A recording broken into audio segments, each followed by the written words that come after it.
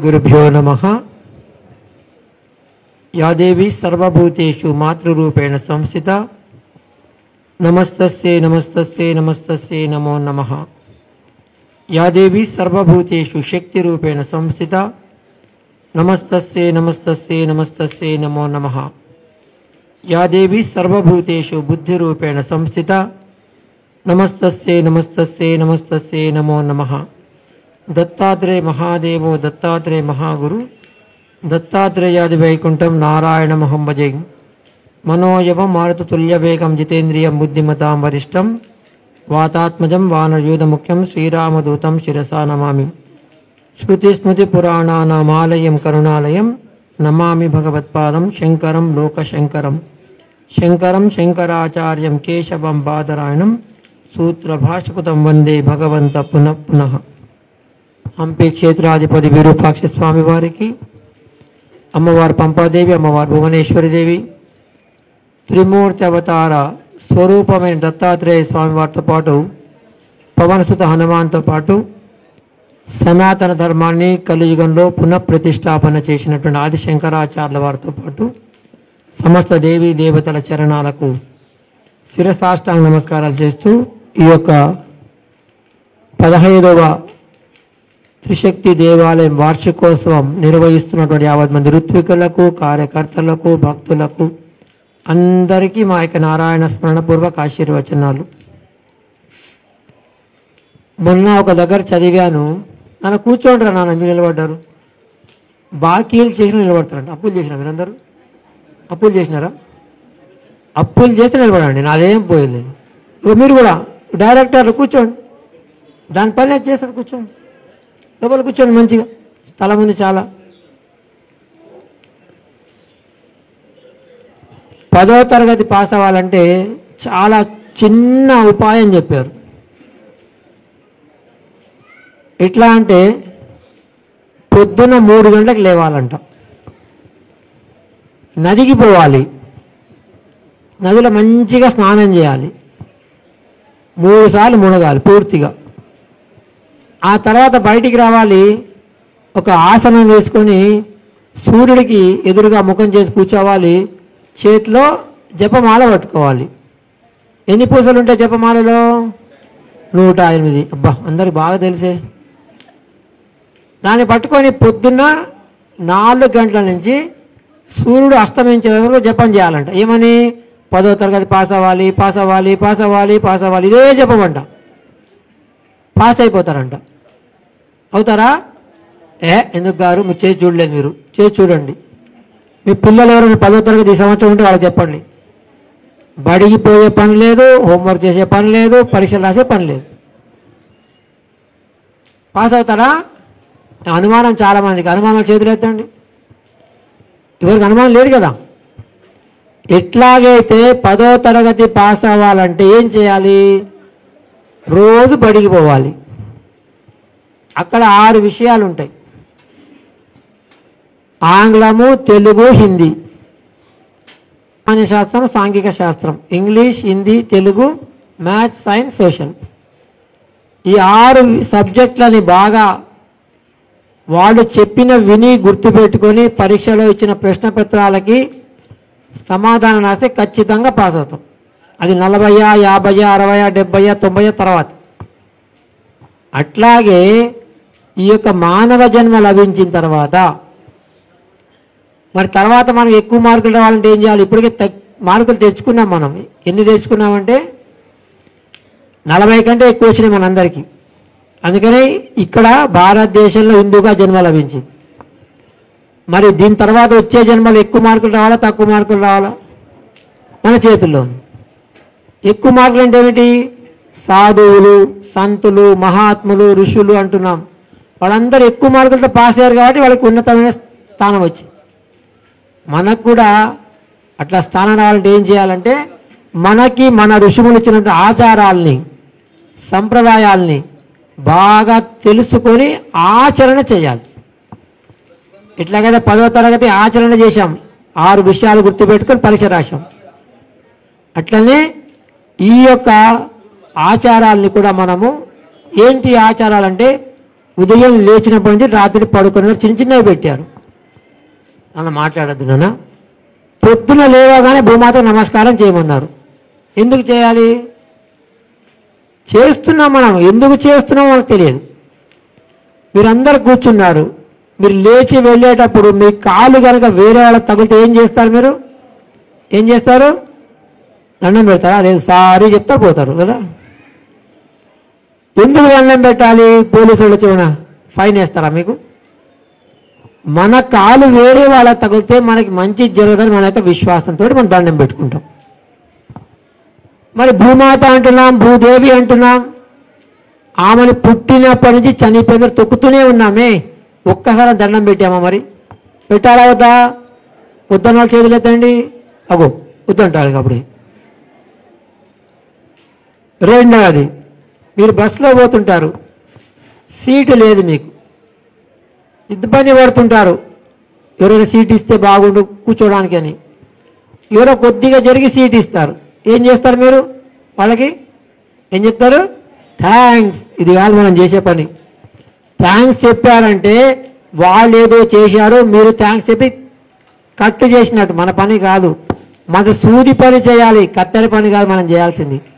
మనము కూర్చున్నప్పుడు ఎవరైతే నిలబడి ఉంటారో, ఎవరికైతే ఇబ్బంది ఉందో అందరికి కాదండి, ఇబ్బంది ఉన్న వాళ్ళకి మనం జరిగి సీట్ ఇవ్వాలి. ఉపకారానికి ఉపకారం చేయాలి మనం. ఇప్పుడు మరి అరగంటకో గంటకో సీట్ ఇచ్చిన వాళ్ళు థ్యాంక్స్ చెప్తున్నారు. మనకి ఆహారం ఎక్కడి నుంచి వస్తున్నది?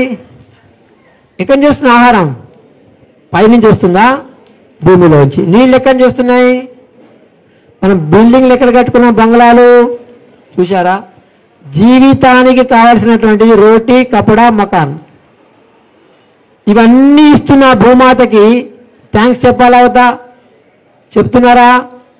చూసారా ఎంత లాజిక్ దీని వెనుకలో? చూసుకోండి, చిన్న విషయమే. ఎవరికో అరగంట సేపు సీట్ ఇస్తే బస్సులో మనం థ్యాంక్స్ చెప్తున్నాము, మరి ఇన్ని ఇస్తున్న అమ్మకి థ్యాంక్స్ చెప్పొద్దా? దీనికి చిన్న శ్లోకం పెట్టారు మనకి. ఈ శ్లోకాలు అయితే బాగా గుర్తుంటాయని చెప్పి మనకి శ్లోకాలు పెట్టారు. శ్లోకాలు కూడా శక్తి ఏమిటంటే, మన యొక్క దేవాలయంలో పొద్దున అభిషేకం చేశాం, చాలామంది చూశారు.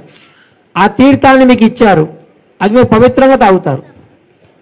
మరి అదే చల్లటి నీళ్లు కనుక సీసాలు ఇచ్చారనుకోండి, అబ్బా అబ్బా అని 4 సార్లు కలుగుని తాగుతారా? 2 నీళ్లే కదా. మరి అభిషేకం చేసిన దానికి శక్తి ఎందుకు వచ్చింది? నీళ్ళకి తరంగాల్ని తీసుకునే శక్తి ఉంటుందని పాశ్చాత్య దేశస్తులు వాళ్ళు రీసెర్చ్ చేశారు. మన ఆచారాల మీద వాళ్ళు రీసెర్చ్ చేస్తున్నారు. నీళ్ళకి మంచి మాటలు చెప్తే దాని శక్తి పెరుగుతుంది, దాని మాలిక్యులర్ స్ట్రక్చర్, కణాల యొక్క ఆకారాలు. చెడు మాటలు చెప్తే దాని ఆకారాలు పోతాయంట. దానికి ఇంగ్లీష్లో హ్యాడో అని పేరు పెట్టాడు, HADO. మీ గూగుల్లో టైప్ చేసి చూడండి, అద్భుతంగా వస్తుంది. ద మిరాకిల్స్ ఆఫ్ వాటర్ అంటాడు. అట్లా ఆ యొక్క జలానికి శక్తి వస్తుంది. మరి ఆ తీర్థాన్ని తీసుకున్నప్పుడు మన శరీరం లోపల ఆ శక్తి వస్తుంది. అంతేకాదు, ఈ యొక్క ఆచారాల మీద వేరే ఇంకా ఎన్ని రీసెర్చ్ చేస్తున్నామంటే ఆశ్చర్యం వేస్తుంది మనకి. ఉపవాసం చేస్తారు మీ ఇంట్లో శుభకార్యం జరిగినప్పుడు. ఆ ఉపవాసము ఎందుకు చేయాలి? ఏం చేయాలంటే అన్నం తినొద్దు, రొట్టె తినొద్దు, బోండా, బజ్జీ, మైసూర్ పాక్, జిలేబీ, జాంగీర్ అన్నీ తినొచ్చు కదా. ఉప్పు తినకూడదు కానీ సాయంత్రం తినొచ్చు, అవునా కదా? మరి లవణం అంటే ఉప్పు కదా. దీని మీద జపాన్ వ్యక్తి రీసెర్చ్ చేశాడు, ఆయనకి నోబెల్ ప్రైజ్ ఇచ్చారు. ఎవరికి ఇస్తారు నోబెల్ ప్రైజ్? ప్రపంచానికే విశేషమైన కార్యాన్ని చేస్తే నోబెల్ ప్రైజ్ ఇస్తారు. అటువంటి చిన్న ఆచారము మీద ఆయనకి నోబెల్ ప్రైజ్ ఇచ్చారంటే ఎంత గొప్పది మన ఆచారం. ఆలోచన చేయండి. మీ పిల్లలు పెద్ద పెద్ద ఫోన్లు చూస్తుంటారు, గేమ్స్ ఆడుతుంటారు, వాళ్ళకి చెప్పండి ఆటోఫాజీ, AUTOPHAGY అద్భుతంగా వస్తుంది. ఉపవాసం అంటే ఏమిటి, ఎందుకు చేయాలి, ఎలా చేయాలి, దాని లాభం ఏంటి, అద్భుతంగా చెప్తాడు.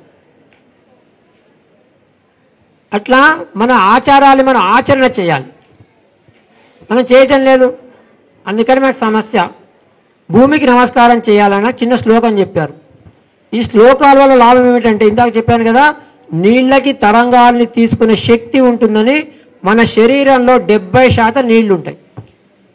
మన శ్లోకాలు చెప్తున్నప్పుడు ఆ యొక్క నీళ్ళ కణాలకి శక్తి ఇస్తుందా రాదా చెప్పండి? జ్ఞాపక శక్తి పెరుగుతుంది, రెండవది ఏకాగ్రత పెరుగుతుంది. అందుకే శ్లోకం చెప్పుకొని మనం నమస్కారం చేయాలి. ఏమైనా శ్లోకము? సముద్రవసనే దేవి పర్వతస్థన మండలే విష్ణుపత్ని నమస్తుభ్యం పాదస్పర్శం క్షమస్మి. అమ్మ నీ నివాసం ఎక్కడ? సముద్రం లోపల. నీ స్థానాలే పర్వతాలు. ఎవరివి నువ్వు? విష్ణుపత్ని, విష్ణు యొక్క ధర్మపత్నివి. నమస్కారం చేస్తున్నా దేనికోసము? పాదస్పర్శం క్షమస్. అమ్మ నీ మీద కాలు పెట్టకుండా నేనేం పని చేయలేను, అందుకని నీకు దండం పెడుతున్నా, దండం పెట్టు. ఇదే థ్యాంక్స్ చెప్పడం. ఎవరికైనా మీకు మంచి చేస్తే థ్యాంక్స్ చెప్పకండి, నమస్కారం అనండి.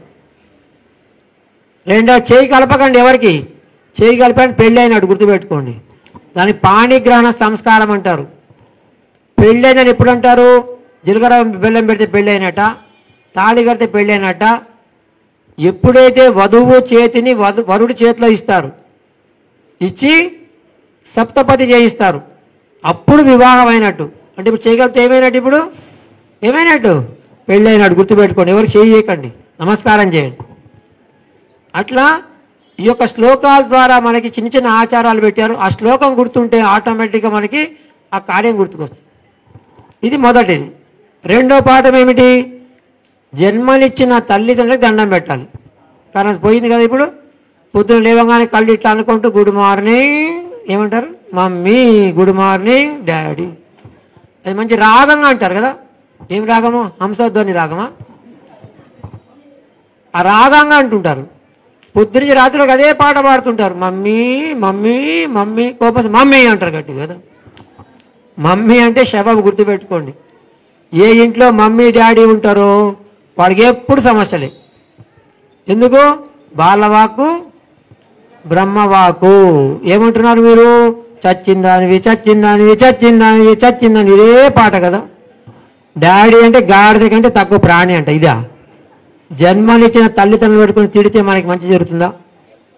అందుకని పొద్దున లేవగానే ఆ తల్లికి తండ్రికి మంచి పాదావందనం చేయండి. వాళ్ళు ఏం చేస్తారు? కొడతారా కర్ర పెట్టి? ఏం చేస్తారు వాళ్ళు? ఆశీర్వాదం వల్ల బలం ఏమిటి? మార్కండేయుడు కథ చదవండి, గూగుల్ అడగండి, చెప్తుంది. అల్పాయుగా జన్మించిన మార్కండేయుడు చిరంజీవి అవుతాడు కేవలము ఆశీర్వాద బలం వల్ల. ఆ తర్వాత స్నానం చేయాలి. స్నానం ఎట్లా చేయాలి? మంచి మంచిగా గీజర్ వేసుకోవాలి, వేడి వేడి నీళ్ళు స్నానం చేయాలి. అంతేనా? చన్నీళ్ళ స్నానం చాలా శ్రేష్టము. ఎందుకంటే దీని వెనుక సైన్స్ ఉంది. మీరు పండ్లు కానీ, పూలు కానీ, పాలు కానీ, కూరగాయలు కానీ, ప్రాణం పోయిన శరీరాన్నైనా సరే ఒక 2 రోజులు పెట్టాలి. దేంట్లో పెడతారు? మంచిగా బాగుండాలంటే దేంట్లో పెడతారు? బాసి పేటి కదా, సర్ది పెట్టెలో పెడతారు. అంటే ఫ్రిడ్జ్లో పెడతారు కదా. అంటే కాపాడే శక్తి చల్లదనానికి ఉందా, వేడికుందా? ఇప్పుడు చూశారా? అందుకని నాన్న కొంచెం గంట కొట్టకరా, తర్వాత కొడుతు. కానీ ఇప్పుడు కాపాడే శక్తి దేనికి ఉంది? చల్లదనానికి ఉంది. అందుకని పొద్దున్న పూట మీరు బావి నీళ్లు కానీ, బోర్ నీళ్లు కానీ, ప్రవహించే నది నీళ్లు కానీ, కాలువ నీళ్ళు కానీ ముట్టుకోండి, వెచ్చగా ఉంటాయి. సూర్యుడు వచ్చిన తర్వాత వేడి చల్లగా అయితే ఆ నీళ్ళతో స్నానం చేయాలి. ఆ తర్వాత స్నానం చేసినప్పుడు ఏం చెప్పుకోమన్నారు? గంగలో ముడితే ఏం పోతాయి? నమ్మకం లేదు, చాలామంది నమ్మకం లేదు. మీకే కాదు, పరమేశ్వరుడు కూడా నమ్మకం పోయిందంట. అనుమానం వచ్చింది పరమేశ్వరుడికి. పార్వతీ పరమేశ్వరుడు కైలాసంలో కూర్చొని చర్చించుకుంటున్నారు విషయాలు. పరమేశ్వరుడు అన్నాడంట, చూడమ్మా నీ బిడ్డలందరికీ విశ్వాసమే లేదు చేసే పనులలో అన్నా అంట. ఏమి స్వామి ఇట్లా అంటాను అనిందంట అమ్మ. గంగలో ముడితే పాపాలు పోతాయంటారు, కానీ మీ వాళ్ళకి విశ్వాసం లేదన్నా అంట. లేదు స్వామి నా బిడ్డలందరికీ విశ్వాసం ఉంది అనిందంట అమ్మ. మరి ఏం చేయాలి? కొట్లాడుకొని కూర్చుంటారు అక్కడ. పరీక్ష పెడదామన్నా అంట పరమేశ్వరుడు. సరే ఏం పరీక్ష? ఇద్దరం భూలోకం పోదామన్నారంట. ఇద్దరు భూలోకానికి వచ్చారు. ఎట్లా వచ్చారు? ఆయన ముసలాయన, ఈమె ముసలమ్మ వచ్చారు. గంగకి పక్కన చిన్న మురికి గుంట ఉంది, దాంట్లో పడేసింది ఆయనని, ముసలాయనని. గంగలో స్నానం చేసి వస్తున్నారు.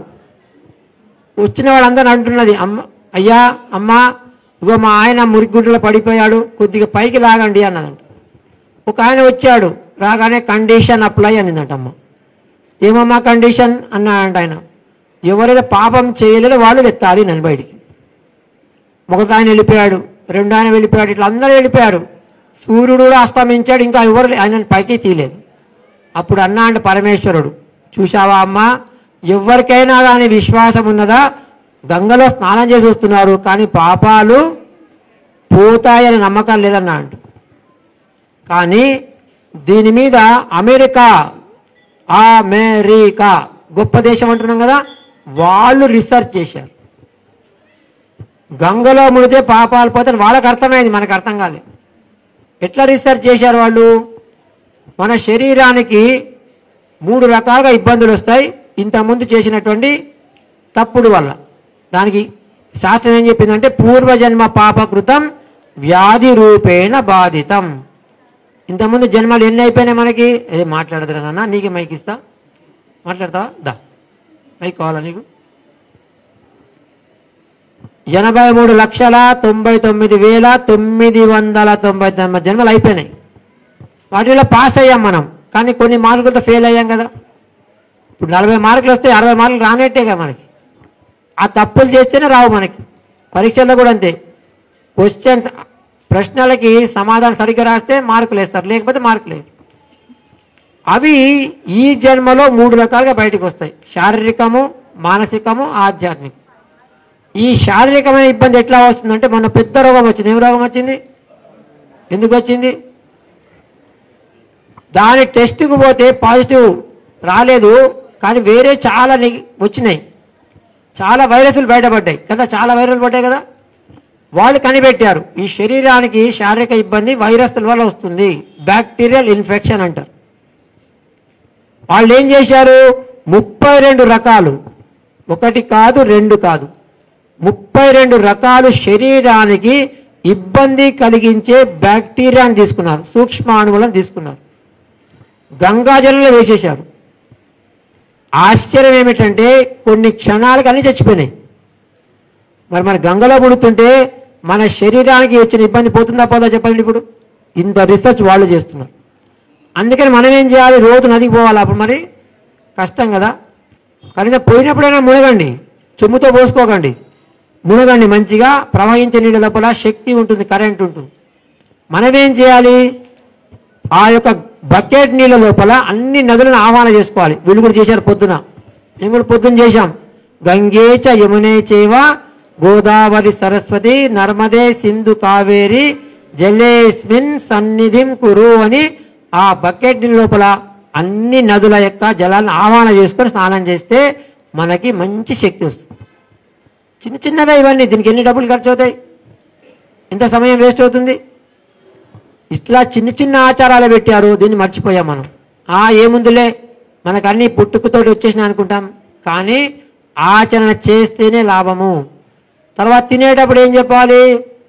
మీరు రోడ్లో పోతున్నారు, వెనకనే బండి వచ్చింది, ఏదైనా మిమ్మల్ని ఇంకా గుద్దాలే వచ్చి, ఎవరో ఒక ఆయన వచ్చి పక్కకు జరిపేస్తారు మిమ్మల్ని. వాళ్ళని ఏమంటారు? మీరు ఏమంటారు? దెయ్యమంటారా? దేవుళ్ళలాగొచ్చి కాపాడేమంటాం. ఒక క్షణానికే మన ప్రాణాన్ని కాపాడున్నాడు దేవుడు అంటే, మరి పుట్టినప్పటి నుంచి చనిపోయేంత వరకు ఆహారంతో కాపాడుతున్న ఆ తల్లిని ఏమనాలి? అప్పుడు ఏమనాలి? దేవత అనాలా వద్దా? మరి ఆమెకు దండం పెట్టాలా వద్దా? ఆమెను స్మరణ చేయాలా వద్దా? ఏం చెప్పాలి? అన్నపూర్ణే సదాపూర్ణే శంకర ప్రాణవల్లభే జ్ఞాన వైరాగ్య సిద్ధ్యర్థం భిక్షాందేహి చ పార్వతి మాతా చ పార్వతీ దేవి పితా దేవో మహేశ్వర బాంధవా గురుపుత్రశ్చ స్వదేశో భువన అని మనం తినేటప్పుడు మంచిగా దండం పెట్టి కింద కూర్చొని చెప్పులు లేకుండా ప్రశాంతంగా తింటే ఆ అమ్మ మంచి శక్తినిస్తుంది. ఆ తర్వాత చదువుకోవాలి. ఏం చెప్పాలి చదివేటప్పుడు? గణానాంతం అని చెప్పాలా? గణపతిని ప్రార్థన చేయాలా? సరస్వతి నమస్తుభ్యం వరదే కామరూపిణి విద్యారంభం కరిష్యామి సిద్ధిర్భవ. చెప్పనే చెప్పరు పిల్లలు, అందుకని వాళ్ళకి ఏమీ గుర్తుండు. 5 సార్లు ఈ శ్లోకాన్ని స్మరణ చేసి మంచిగా పద్మాసనం వేసుకొని కింద కూర్చొని వెన్నెముక నిటారుగా పెట్టి కూర్చొని చదివితే ఖచ్చితంగా వాళ్ళకి అన్నీ గుర్తుకొస్తాయి. ఇట్లా చిన్న చిన్న విషయాలు పెట్టారు మనకి, దీన్ని మర్చిపోయాం కాబట్టి మనకి దినదినగండం 100 ఏళ్ళ ఆయుష్. మరి ఆచరణ చేస్తే లాభం ఏంటి? దీనికి ఒక కథ చెప్తా. ఒక గ్రామంలో ఒక యజమాని రామచిలుకని పెంచాడు మంచిగా ముద్దుగా. ఎందుకు పెంచుకుంటారు రామచిలుకని? కుక్కల్ని అయితే పెంచుకుంటారు కదా బాగా. కుక్కల్ని పెంచుకొని బయట బోర్డు పెడతారు. ఏం బోర్డు పెడతారు బయట? ఏం బోర్డు పెడతారు? ఎందుకు పెడతారు బోర్డు? ఇగో ఇట్లనే పొమ్మను కూడా పొగ పెట్టినట్టు మా ఇంటికి రావద్దని చెప్పకుండా బోర్డు పెడతారు. అప్పటికి ఇంకా వస్తుంటే ఇంటికి ఏం బోర్డు పెడతారు తెలుసా? తర్వాత కలిచే కుక్కలునే జాగ్రత్త బోర్డు పెడతారు. అట్లా ఆ రామచిలుకకి మాటలు నేర్పాడు. అన్నీ మాట్లాడుతుంది అది. పొద్దున శుభోదయం సుప్రభాతం, లేవండి, తినండి, కూర్చోండి, అన్నీ మాట్లాడుతుంది. ఆ గ్రామంలో భాగవత కథ మొదలైంది. భాగవత కథ అంటే మామూలు వాళ్ళు చెప్పలేరు, దానికి విశేషమైన జ్ఞానం కావాలి. 7 రోజులు చెప్తారు, సప్తాహం అంటారు. ఉదయం చెప్తారు, సాయంత్రం చెప్తారు. ఆ యజమాని రోజు వెళ్తున్నాడు వస్తున్నాడు. ఈ రామచిలుకకి మనసులో ఒక ఆలోచన వచ్చింది. భాగవత కథ చెప్పే కథాకారుడు చాలా జ్ఞాని అయి ఉంటాడు,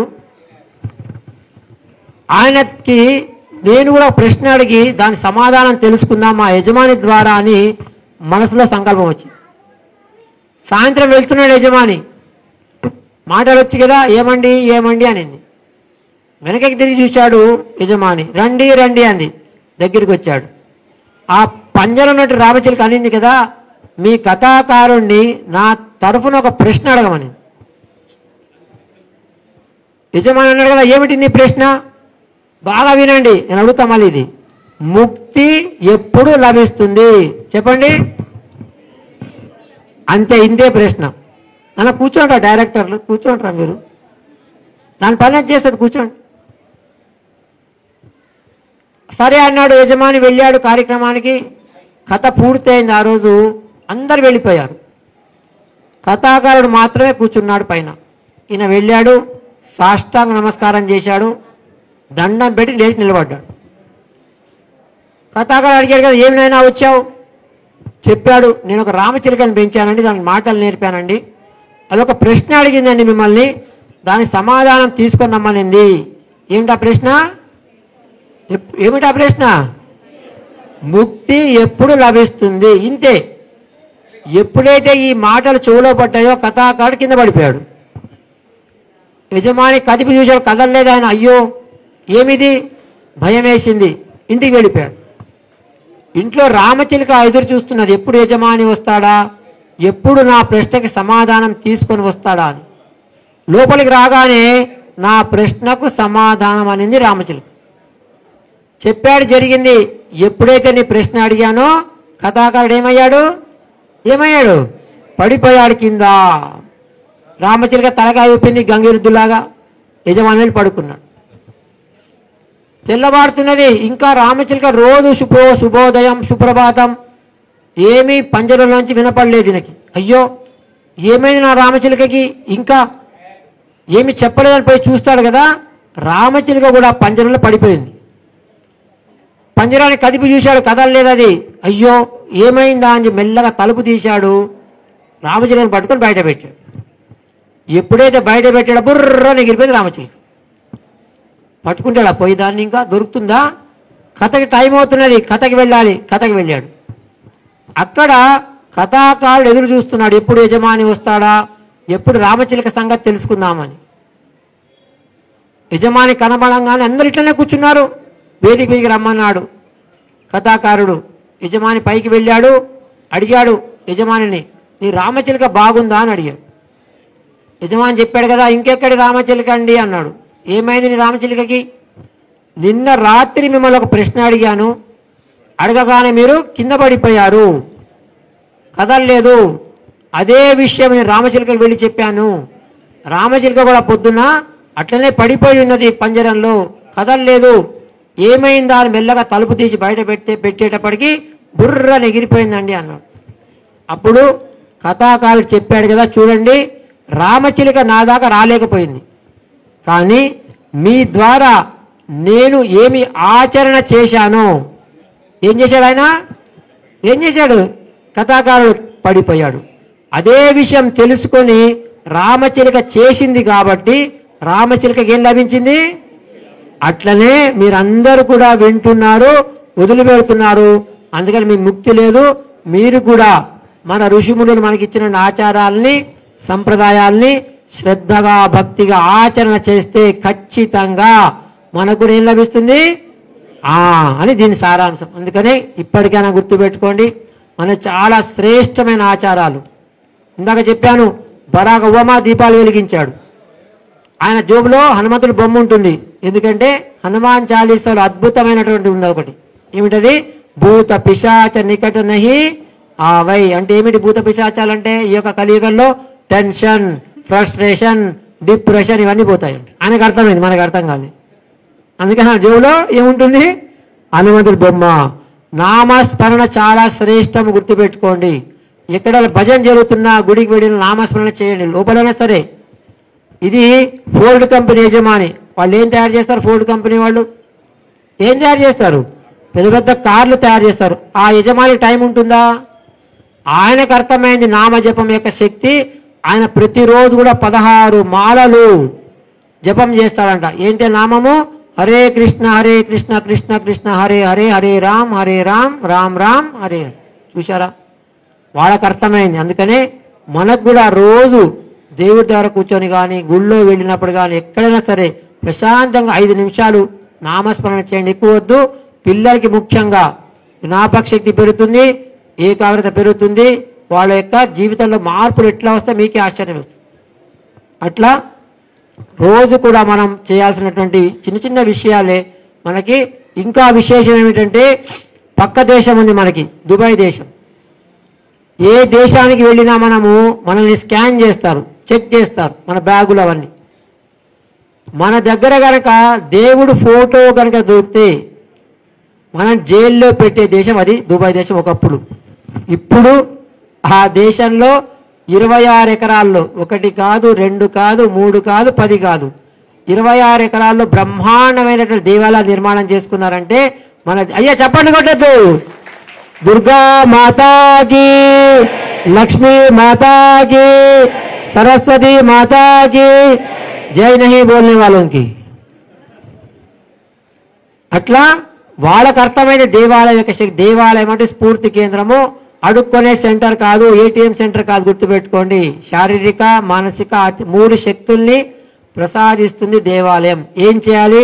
ప్రశాంతంగా కూర్చోవాలి, మాట్లాడకుండా, అంతే. ఆ మూర్తుల్లోంచి కొన్ని సూచనలు వస్తుంటాయి. ఇట్లాగా మీరు పేపర్లో చదివి ఉండొచ్చు, టీవీలో చూసి ఉండొచ్చు, లేదా యువ ద్వారా వినిండొచ్చు. యాదిరూటలో పడుకున్నా అంటే ఒక వ్యక్తి లేదా వేములవాడలో పడుకున్నప్పుడు రాత్రి స్వామివారు కల్లో వచ్చి, నేను పలానా పొలంలో ఉన్నాను, పుట్టలో ఉన్నాను, బావిలో ఉన్నాను, నన్ను తీసి ప్రతిష్ఠ చేయమని చెప్పలేదా? వినలేదా? మనం చూడలేదా? ఎట్లా వచ్చింది ఆయనకి ఈ సూచన? బజారు పోతే వచ్చిందా? మాలు పోతే వచ్చిందా? అంగడి పోతే వచ్చిందా?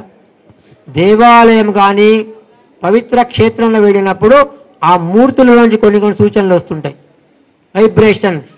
దాన్ని మనం కొద్దిగా గమనించినట్టయితే ఖచ్చితంగా మన యొక్క జీవితం సార్థకమవుతుంది. అట్లా మీరందరూ కూడా మన యొక్క ఆచారాలని, సంప్రదాయాల్ని ఏవైతే మన ఋషిములు ఇచ్చారో ఆర్భాటంగా అవద్దు, అహంకారంతో వద్దు. శ్రద్ధగా భక్తిగా ఆచరణ చేయండి. ఎవరో చూస్తున్నారని చేయకండి. ఖచ్చితంగా మీ జీవితం ధన్యమవుతుంది. మిమ్మల్ని చూసి మీ పిల్లలు నేర్చుకుంటారు. అదే మనకు కావాల్సింది, ఇదే ముందుకు వెళ్ళాలి. అట్లా మీరందరూ చేస్తారని ఆశిస్తూ మీ అందరికీ హంపి క్షేత్రాధిపతి విరూపాక్ష స్వామి వారు, అమ్మవారు పంపాదేవి, అమ్మవారు భువనేశ్వరి దేవితో పాటు ఈ యొక్క దేవాలయంలో మనం ప్రతిష్ఠించుకున్నటువంటి మహాకాళి, మహాలక్ష్మి, మహాసరస్వతి, గణపతి, నవగ్రహాలు, నాగదేవతతో పాటు సమస్త దేవి దేవతలు మీ అందరికీ ఆయు ఆరోగ్య ఐశ్వర్యాలతో పాటు మంచి జ్ఞానాన్ని ప్రసాదించమని ప్రార్థిస్తూ నా వానికి విరామాన్ని ఇస్తాను. సర్వే జన సమస్త సన్మంగళాని భవంతు. ఓం తత్సత్.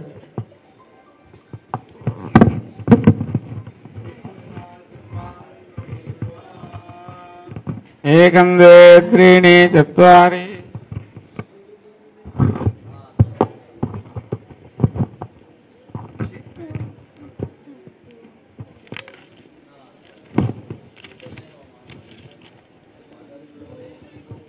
अदितेन मनस्साह मदेन मनस्साह दरस्तेन मनस्साह देवदैत प्रसवाः एकं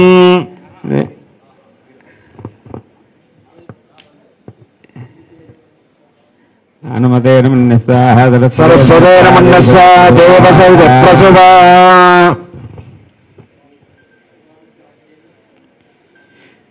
आज्यं गृहीत्वा